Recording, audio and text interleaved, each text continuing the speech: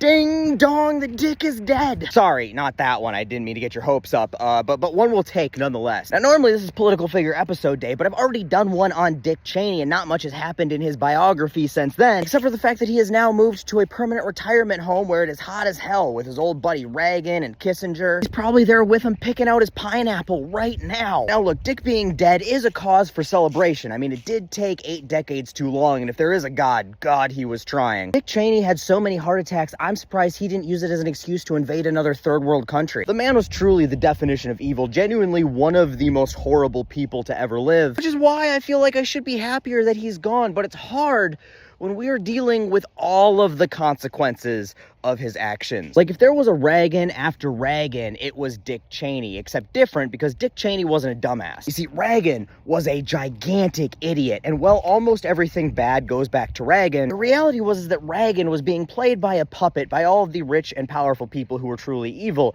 and Reagan was just a horrible person who really liked the attention of those people, and he was just really easy to manipulate, which, might sound familiar. Or, that might sound familiar. See, Baby Bush, also, very dumb. Like, so dumb. Arguably, he was the dumbest person to ever be president at one point. Though bars are meant to be lowered, I guess. And all Bush really wanted to do was have people think he was cool. He wanted to stand up on aircraft carriers with big banners behind him and be like, mission accomplished, for shit that we would be deeply involved in for another couple decades. He wanted to let you know that we should be proud Americans whose ingenuity was unmatched because people like the French didn't even have a word for entrepreneur. He wanted to tell you about sayings they had in Texas. He just couldn't quite remember how they went. He just wanted people to think of him as, the decider. But he didn't actually want to do the deciding because, he was too dumb to. And that's where Dick came in. And Dick Cheney, by simply summoning the devil and possessing people, probably, sure there was some child sacrifice involved, and of course, lots of money and power from Halliburton, he got himself in a position where he wielded more unchecked power than any vice president in history, and honestly, more power than most presidents in history. And he didn't do it through legislation or the democratic process. He did it by finding every loophole, every gray area, every black budget that could operate without accountability, every excuse he could tie to national security to chip away at checks and balances and consolidate power with the executive branch. He'd find leverage over people and twist their arm. He would shoot people in the fucking face, like he did when him and his friends were out there shooting birds that were tied down to the ground. And apparently, he had some issues with one of his buddies, so he shot him in the fucking face and then was like, sorry, thought you were a quail. Then he made the dude who he shot in the face go on national television and apologize for getting shot in the face. I'm telling you, the dude was sold to Satan, black magic level evil. No one shoots a dude in the face and then gets them to go on national television and apologize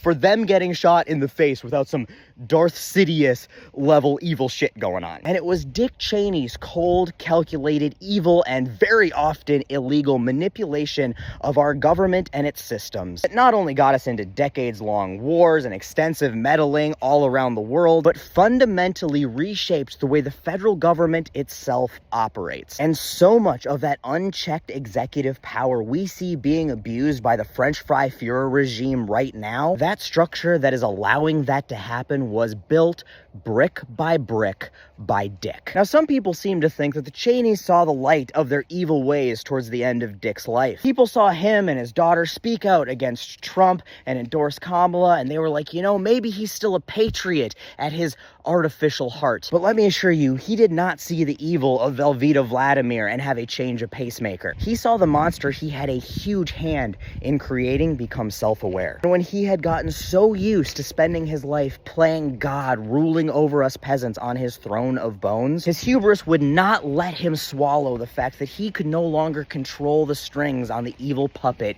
he used to command. And it wasn't being evil in the sophisticated, behind the shadowy curtains, dignified way that he thought evil should be done. So do not allow him to be rehabilitated. He finally got what he deserved, although it was many decades too late, with all of the damage already done. And while I don't believe in hell, if there is one, may he never get a moment's rest.